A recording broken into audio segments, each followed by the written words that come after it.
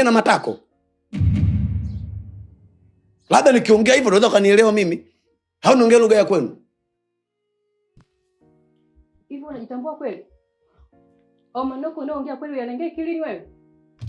Sasa unaponiuliza niko sawa sawa, unaponitizama je, kuna sema nimepungua? Au kuna kiungo chochote mimi nimekata? Na mimi dhamira yangu iko pale pale. Humu ndani ili tukae vizuri, tuishi kwa amani, papikwe vizuri, paliwe vizuri, lazima jambo langu litekelezwe. Na kwa nini unataka kutekeleza? Labda nikuulize swali moja. Iko kitu wewe uliingiza wewe au mimi ndo nimeingiza? Sasa kama nimeingiza mimi, unajua mimi nimetumia kitu gani? Mimi nimekula vitu vingi sana. Nimekula karanga, nimekula korosho, nimekula vifurushi. Kila kitu nimejaza katika mwili wangu ili mradi nitengeneze jambo ambalo lije kunisaidia mimi. Na wewe mwenyewe lije kukusaidia kwenye maisha yako. Lakini umekuwa mbishi na hutaki kunielewa. Sasa wewe kuna kitu nakitafuta wewe. Nikwambie kitu.